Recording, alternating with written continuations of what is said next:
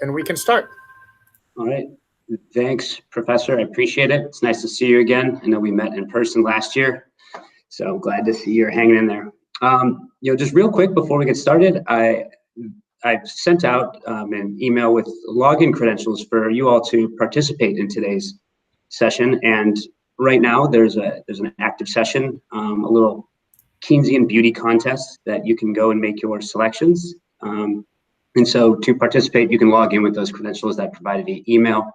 If you cannot find it, my colleague Crystal is on, and you can send a message to her, and we'll have those for you. So first of all, thanks for coming. I know it's a Friday afternoon, especially to East Coast folks, and a big thanks to RMU for hosting this event as well. And so hopefully you find this fun, interactive, and insightful. And so my name is Patrick Burke. I'm a director and economist at Moblab. And we are an interactive platform to provide instructors with experiments for the classroom, both in and out. And today we'll just be talking about how interactive games elevate the experience of learning econ online. So for those who just joined again, once again, I will show this screen. You can go and log in with those credentials. If not, if you can't find them, Crystal, my colleague, will help in the chat, provide you with your login credentials, and we will announce the winner early. So in today, we'll be covering a bit of the background of economic experiments and how they work in the classroom, as well as where things have developed, from there in regards to technology, but also dive into the creation of Moblab. Then we'll announce the winner of that Keynesian beauty contest. And so, as I said, we have a little help message here, message Crystal. And to really keep things interactive on a Friday afternoon, if you will, we'll play through a competitive market game and debrief the results, and also award a small prize to the winner of that. And then we can chat a bit more about the other functions of Moblab, open it up for Q&A, talk about your experiences as instructors now. And I'm not sure how many people we have in here, but I'll allow Professor Harold to cut me off if there are general questions. Let's begin. So brief background on economic experiments and where they came from. So you all may know experiments of econ as a large and growing field of research. Now the idea behind this is that you take subjects, place them in a laboratory setting, and have them engage in decision-making exercises to see how they behave. This could be a mock market of some sort, negotiations, and you really see what strategies are formulated out of that. How do they behave? And so, as I stated, this is widely known as a research field, but it actually started out in the classroom as a way to run pedagogical demonstrations. So Edward Chamberlain, back in the 40s, was running paper and pencil experiments that were designed for the classroom. He found that these were stimulating and instructive to students. So as the field has grown, so has the classroom technology. And so it's also grown in notoriety as well. And so Vernon Smith in 2002, a famous experimentalist, won the Nobel Prize for his work in experimental econ. And that classroom technology is kept up. And so we see a small screenshot of a early online software that's kind of where it's started from. So that brings us to Moblab. This is where we come in. So we are an optimized platform for running experiments both in and out of your class, and really hoping to hone in on helping you teach with experiments. It gives the students the opportunity to actively learn about these different theories and concepts firsthand, and kind of quote unquote bring these topics to life per se. And I'll get back into that in a moment.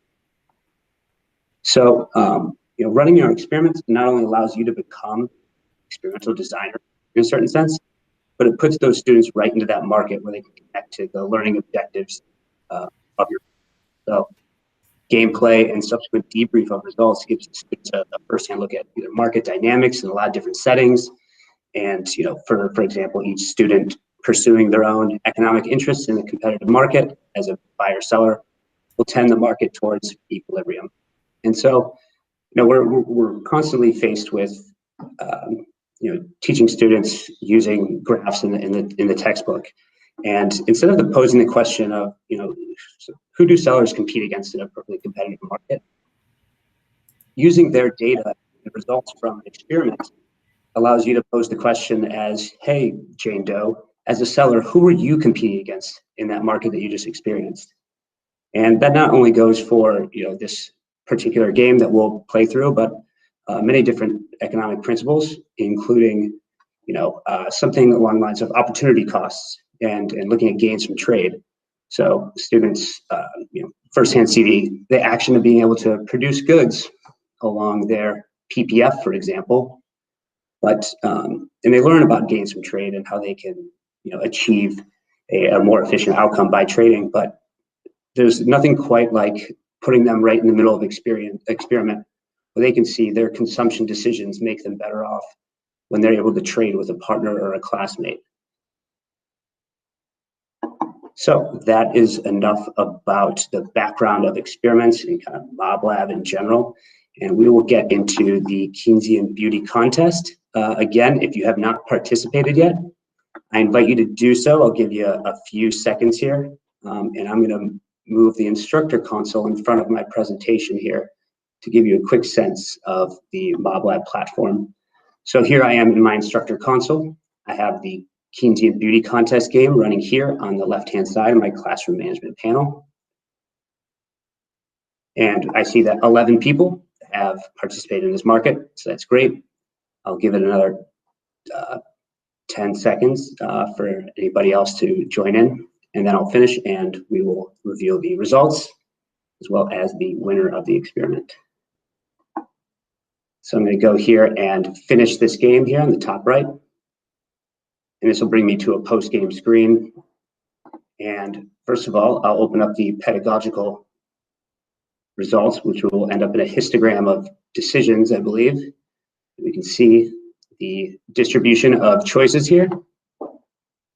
And so we see all choices as well as the average choice. But remember, the key was to choose that 67% of the average choice.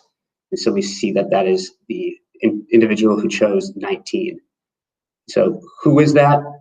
With Moblab, you can bring up not only the results, but also a scoreboard. This is a great opportunity to get some feedback from your students if you just ran an experiment. And so we see in the scoreboard, we have one winner here, and I will show that. And that is user 17. I'm not sure exactly who that is at this exact moment, but congratulations. You are the winner of our Keynesian Beauty Contest for today. So to keep things on an interactive note, today we're also going to run, and you all can sign in with those usernames once again, or stay signed in if you are. And we're going to run through one of the foundational experiments in experimental economics. And this is our most popular game. It's used to cover anything from supply and demand to price floors and ceilings, elasticity, and things such as that. And this is the continuous double auction, which I believe was originated by Vernon Smith, who I had mentioned earlier. So if you all can go and log in, and I will go over the instructions of this particular game. So you'll be placed in groups of 5 buyers and 5 sellers. And the goal is to trade oranges. You're going to be in the market for oranges to maximize your profits. So if you're an orange producer, you'll be selling oranges to buyers, and you'll be faced with some production costs. As a buyer or a consumer, you'll be wanting to buy oranges, and you'll be faced with values that you attribute to each orange. And so I have it set up where we will can buy or sell up to 3 oranges each. So let's look at the game screen. So this is just an example, and you may have just seen this in one of my previous slides, where this is what a seller is faced with. So we have their personal information here on the top left. The cost of producing this first orange is 65 cents. I have 3 oranges that I can sell, and I've made 0 so far. And so in this market, sellers submit what we call asks by using either the slider or the sell at highest bid button. So your seller's profit is going to be your sale price minus the cost. So if we sold this orange at $1.24, Moblab automatically calculates that you'd make 59 cents on that. Let's take a look at the buyer screen. So buyers will submit bids. And so this is pretty much just, hey, I want an orange. I value an orange at X. So we see that this first orange is valued at $1.38. I want to buy at below what I value so I can have a payoff to this. So similar to the sellers, you can submit bids using the slider, or conversely, you can buy at the lowest ask. So if a bidder bid $1.04 and there was no asks below that, then that bid would end up on the bid board here. The buyer's profit equals the value minus their purchase price. So if I valued something at $10,000 and I bought it for $5,000, my payoff would be $5,000. And so to elaborate, bids are offers to buy, asks are offers to sell. You can all see the past sales and purchases in the market in this top right screen, and the current bids and asks on the bottom right. So you'll see the top 3 bids and the lowest 3 asks. And so you'll be able to see kind of competition on the price side of things, trying to undercut or offer more if you're trying to buy an orange.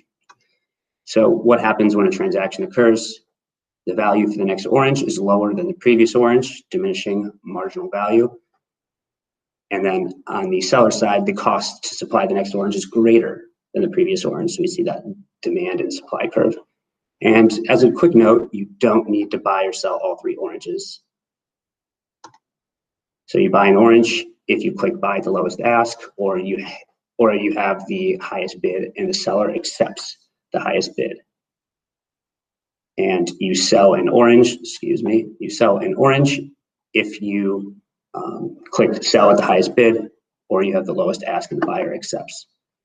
So from your student console that you can all log in, there should be a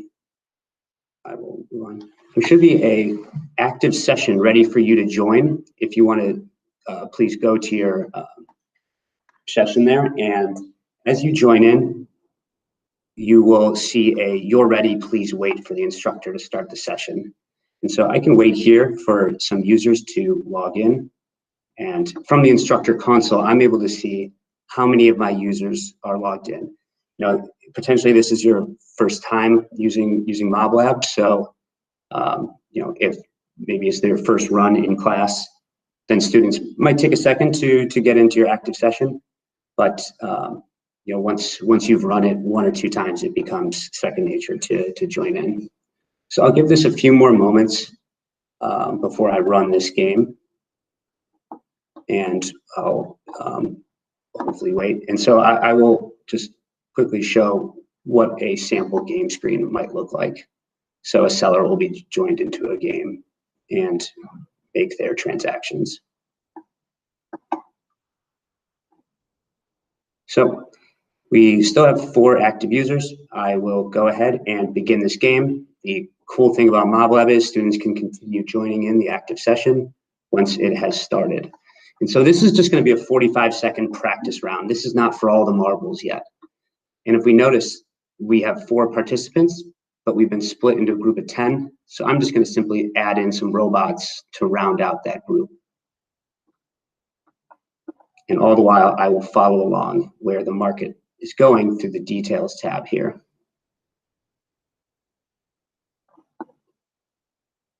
And so from your instructor console, you can see where these bids and asks are being placed, as well as transactions. So we see these asks up here and these bids down low, where they meet.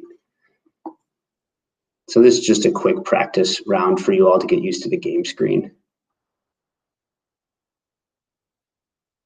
So I see that the game has finished, so I'm going to just finish this and move on to the real deal, as we'll call it. So this one, we will award a small prize for the quote unquote winner. And in this game, I created a 2-round game with 100 seconds per round. After the first round, we're going to rotate roles. So if you were a seller in the first round, you'd be a buyer in the second. So this is an example of how you can run things in your class. Run a practice round, get the students used to the game screen, and then run something for credit or participation or something along those lines. So I'm going to click Run Game, and you all are already in that active session, and you can join that. You can stay in that active session that you were in. So I'm going to select Begin here. And I'll wait a moment to add robots in to allow any other users to join in.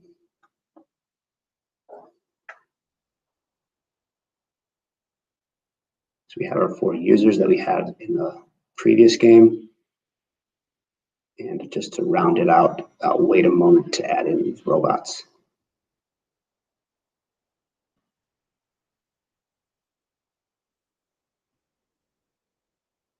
And so when you're quote unquote playing in these games, the students are working through on their own. It's always helpful to maybe have that potential details tab up so they can follow along in the market, or if somebody is not currently playing in the game right now, they can see where some of these transactions might be occurring. Conversely, I can also join in from my student view and participate along with my class if I so choose.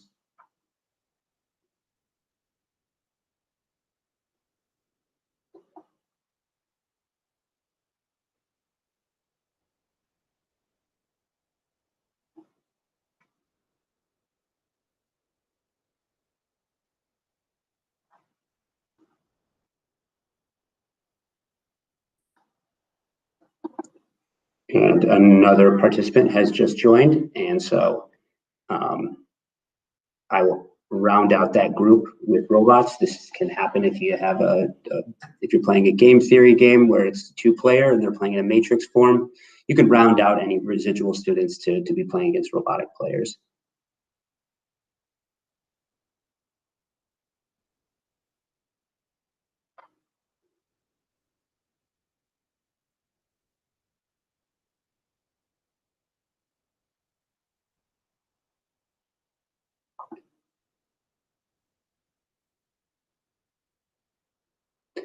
And remember that you do not need to sell or buy all 3 of your oranges. Making 0 is better than making negative. And these types of activities, help students learn about the equilibrium and maybe thinking at the margins and things such as that. And so you can really create this game to really be customized to your lesson plan or wherever you're covering in that moment.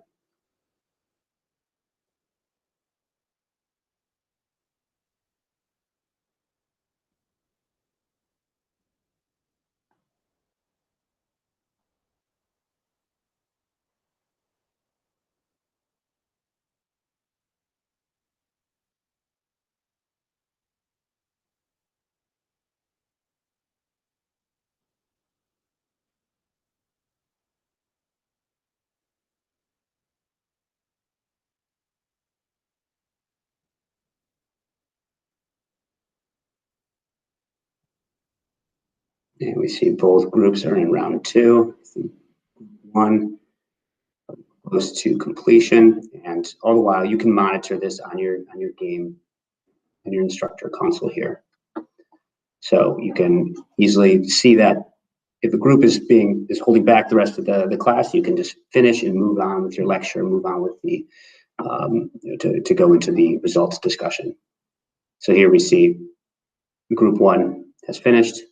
Group 2 is probably nearly there. They seem to be about halfway through the second round.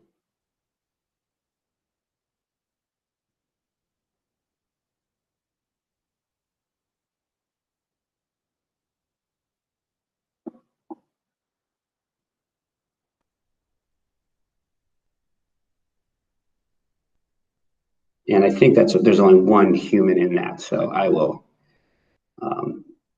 end that momentarily. So from my instructor console, I will select finish. And coming into this screen, we have a few different options. You can replay the game with different parameters and matching options, as well as get into the scoreboard. So this is, as I showed in the beauty contest, a great opportunity to, hey, RMU5, what was your strategy here? As a buyer, who were you competing against? What were what was your interpretation of what the equilibrium price and quantity was? And so it's a great opportunity to maybe have that touch point with students, as well as open up the pedagogical takeaway, which is the results tab. And so what drew me to Moblab initially, after spending some time in the laboratory, was the ability to go over your results immediately. So group one here, in round one, we see the supply and demand that you can configure on your own in the instructor console, as well as the transactions that occurred in that market. And so we see this beautiful convergence, this equilibrium price. We talked last week all this time about supply and demand and equilibrium. What does that mean at the intersection of the two? Well, the students' data lines up with that and shows them how, in that market where you're pursuing your own economic interests, you will see that convergence.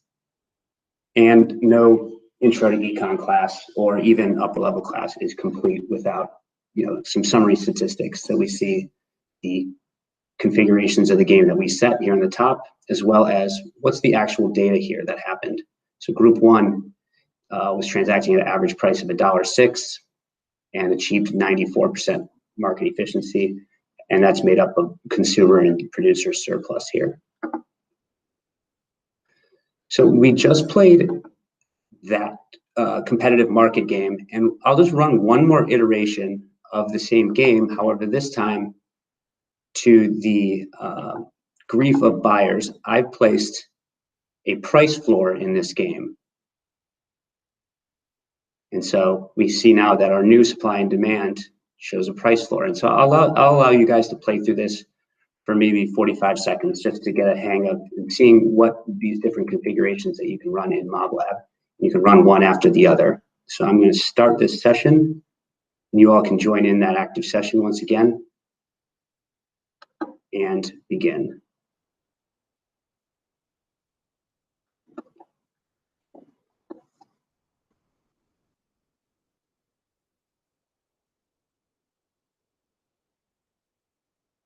So I will just wait until more participants come to be through. So now you can see that the buyers can no longer bid less than $1.25. That's going to surely limit the amount of transactions that occur in the market. So I'll just run that with robots just to round out the group.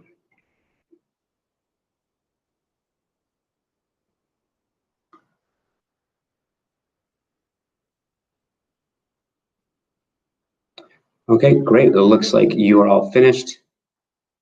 And so I have some sample data, but first of all, let's go back into the initial game that we ran. And so I think we had a winner by just a mere 1 cent, RMU user 5.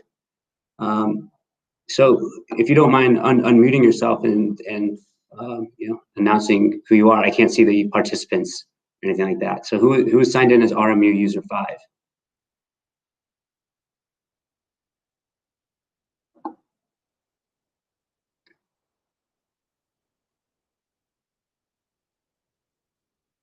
Or the next unlucky victim, RMU user 134.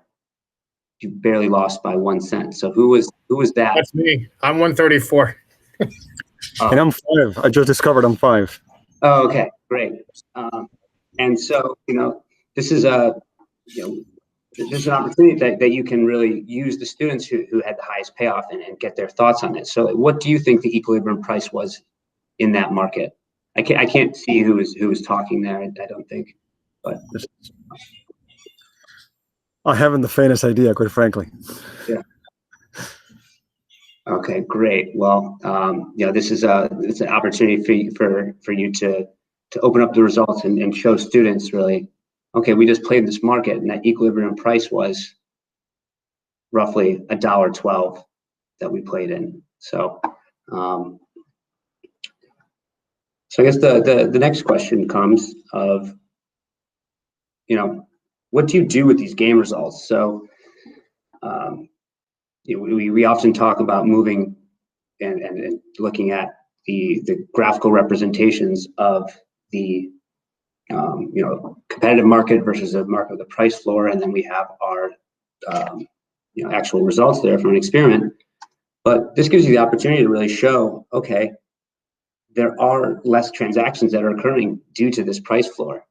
It really makes a salient example of some of the things that we cover in our textbooks, and brings it into that real life. My payoffs were affected. I was a buyer in that market with the price floor, and I wasn't able to achieve as much of a payoff as I was with the competitive market.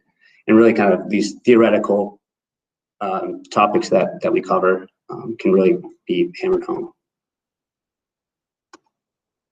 So I believe Professor Schaefer is here, and I just quickly want to Rachel, if you're there, Rachel's a current user at Moblab, and I was surprised you didn't win the game there, to be honest. Having played it, but if you don't mind just sharing for 30 seconds some the ways that you used Moblab in your class, and maybe some of your favorite games itself. Sure.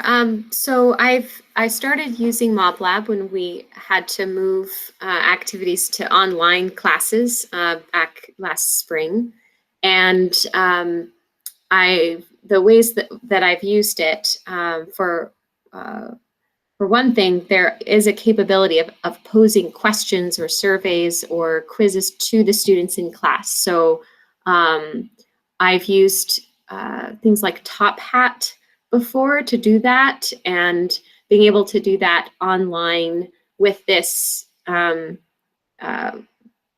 with Moblab was useful for me.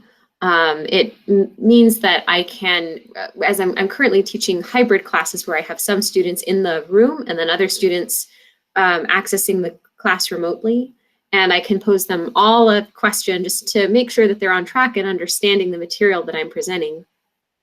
That's for an intermediate microeconomics class. So some of the intermediate micro that we're doing, there isn't necessarily a game for every topic that I want to cover, but I'm using it every day because I'm using it as a Moblab, that is to say, I'm using as a way of tracking their participation and attendance for each lecture. But the one game that Moblab has, which is related to consumer theory, rather than being an interactive game where the players are playing against each other, it's just a challenge to get the students to feed a panda in a way that will maximize the panda's utility. So it's very cute, and I think that that it's helpful to have an activity to go along with some of the things that we're learning about utility functions, and this is what it means to maximize utility. This is the principle that we're using, right? Setting the ratio of those marginal utilities equal to the ratio of the prices.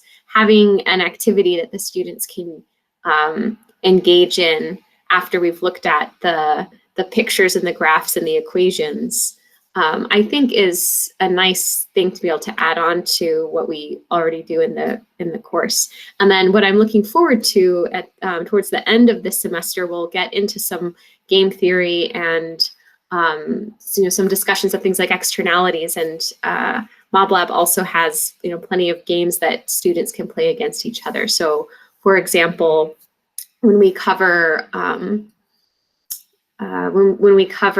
oligopoly, there's a game that the students can play where they're setting their prices simultaneously. It's like a Bertrand competition.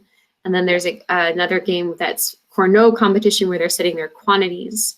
And we'll be using that during the lecture as a way of letting the students experience what these different market structures are like. Great, thank you so much. And sorry for putting you on the spot there. I saw your email come in, but I appreciate the kind words, and that consumer choice game is certainly extremely popular and easy to use, since it's a one-player game, so you can run it outside of the classroom as well. And so, as Rachel has mentioned, we have this extensive library of 60+ experiments where we cover various different categories, anywhere from intro to econ and high school to upper level strategy courses and MBA programs. So, an asset market game where you can really talk about, the craziness of GameStop and what just happened, and put that into a game form, allow your students to see this firsthand. Go over asymmetric information on the lemons market, as well as, bank runs and how depository insurance can, what effect that has on bank runs. But as Rachel mentioned, we also have a survey tool. So you can use this to really ask your students some questions in the middle of class without even using a game, in the same way that you joined the game session.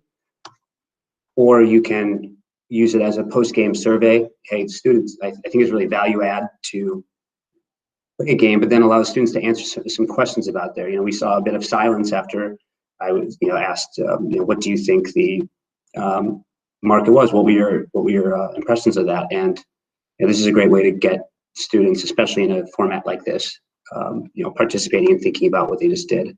And you can monitor that, and with live results as well. And students can play on their mobile device in a class and outside of class, computers, as we are doing now. And so Moblab is also available for outside the classroom, where you can kind of set these activities to be ready for students. So we have what's called an online assignment tool, where instead of playing in a live session where I had to stop and go there, you can set these activities up to include game instructions, some videos with surveys, and then maybe some debrief questions, as well as maybe that competitive market game, and then subsequently that competitive market game with a price floor. And then if you have maybe a marginal revolution video that you'd like to talk about or refer to, then you can insert that into a survey and allow students to kind of work these activities at their own pace. And it really closes that learning loop, where they have instructions plus a game or several, as well as the debrief there. So in and out of the classroom. So we also cover a lot of different courses. Rachel mentioned that she teaches intermediate micro. Of course, there's game theory options. Principles of micro, I believe, is the most popular. After that is principles of macro. Another aspect of our platform are lesson modules, which is a combination of those games and surveys. Instead of building this all out from scratch, we have some pre-made lesson plans that you can use on your own. Asynchronous tool, which we covered, and you can track your students' performance, whether it's grading based on participation in a game. You don't want to punish someone who's contributing to a public good or cooperating, they're getting defected on. But also use the survey tool as a in-class quiz and grade up based on accuracy. And then we also integrate with a few different LMS systems, as well as have inclusive access functionality. So just to quickly recap, the 60+ interactive games in our library that's always morphing and growing, surveys and modules as well. The technology is quite user-friendly. I'd be happy to go through the instructor console in a little more detail, but I wanted to kind of keep things more interactive for you with the participation. All of our games come with, I walked you through the instructions, but most of our games come with a video that you can either distribute before class or during class and play for gameplay, as well as 24-hour student and instructor support. So are there any questions at this time? And if not, I have a few questions that we can go into. I haven't been able to look at the chat with the screen share at this point, but I open it up for any questions, or if you're looking at any content specifically, or want to know more about experiments themselves, happy to open up. people can add questions to the chat or just unmute.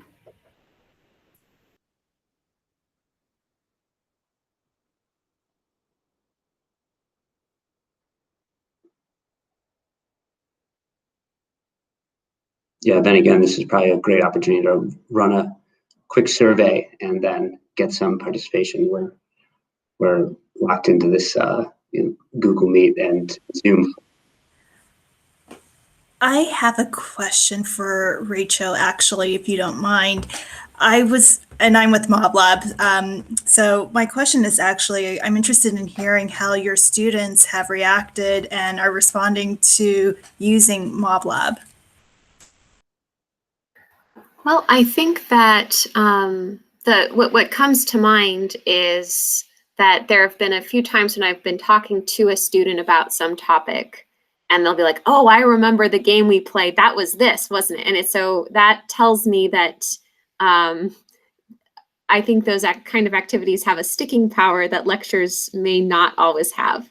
And I remember when I was setting up one of these games for the first time, and students were still trying to figure out how to get on, and we were working some of those logistics out, that it seemed to me that there was, some excitement or interest, like, oh, like this, I want to feed the panda was like, I think literally a quote from one of the students, that they wanted to participate. So I think that those are some examples of some positive feedback that like, I honestly, I was a little worried, like, is the game going to be appealing, or will they feel that it's an activity that isn't serious enough? But I really don't think I should have worried about that at all. I think that they, found that interesting and refreshing to have that kind of change of pace.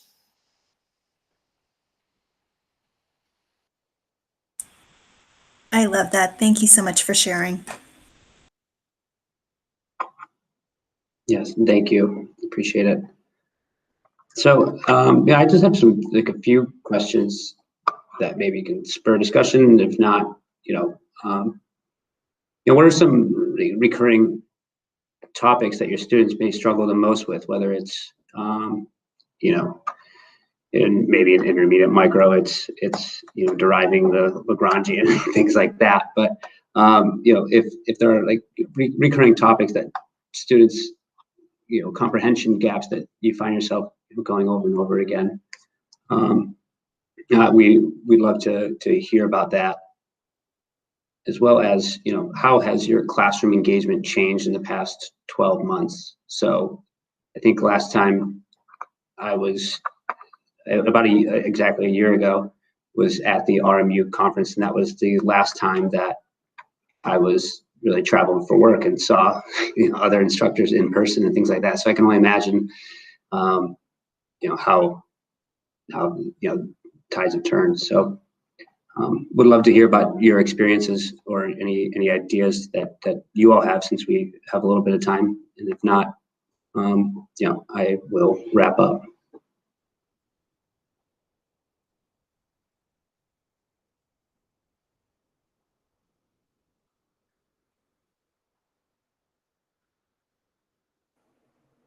Well, it's interesting. I think the silence is part of the what we've been experiencing, most of us, the last 12 months. So I had to jump in there and say this is a perfect topic. Yeah. Well, I will say that for me, I'm Anthony from Felicia University in New Jersey, and I experienced probably more students showing up virtually, but seem to not really be there. So when I do breakout rooms, when I try to do things engaging and similar, I don't do things like this, and I'm really intrigued by this.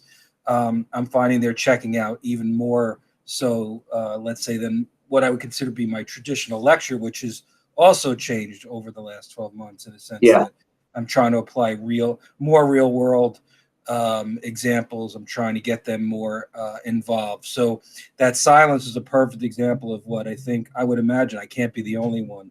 We're just trying to get them. You think they would be more comfortable through this sort of, the sort of barrier that they have, instead of sometimes they're less engaged in person. So that's one.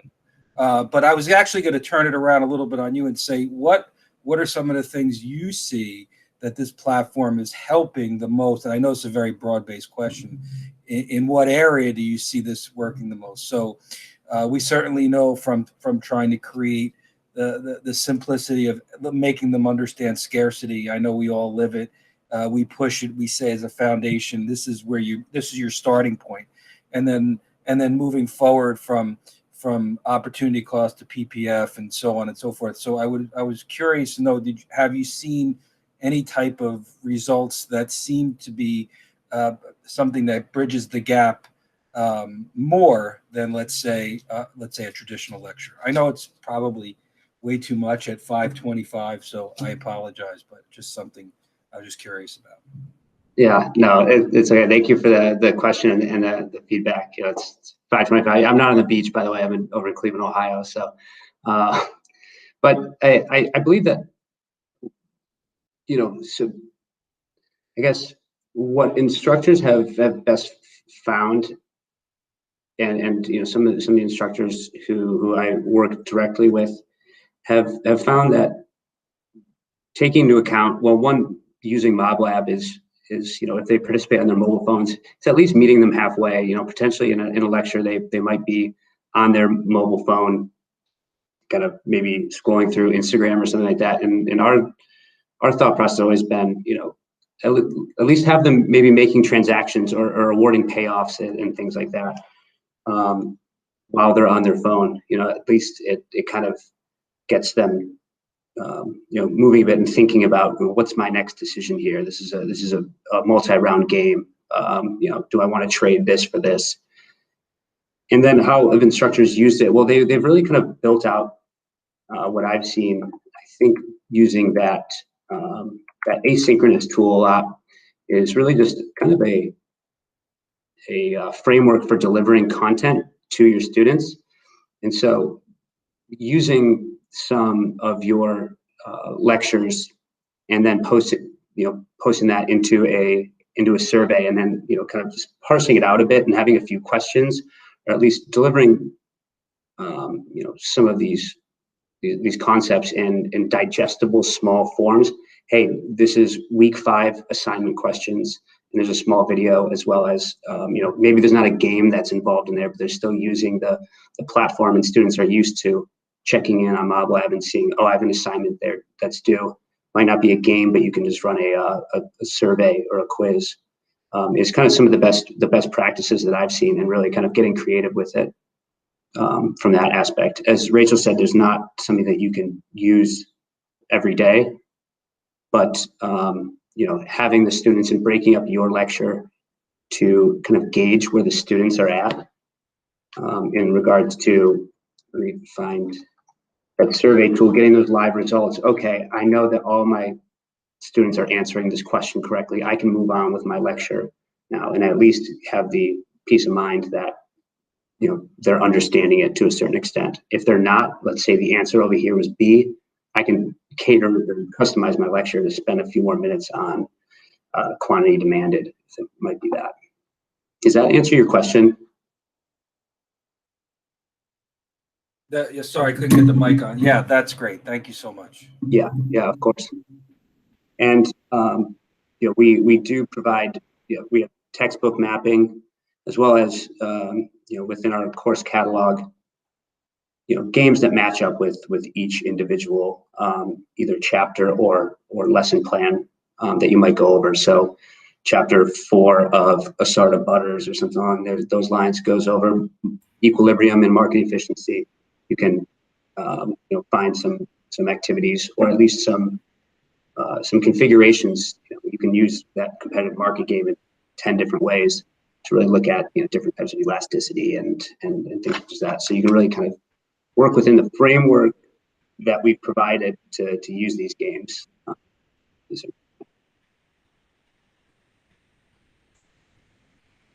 All right, I think we're out of Yep. time. Yep. I appreciate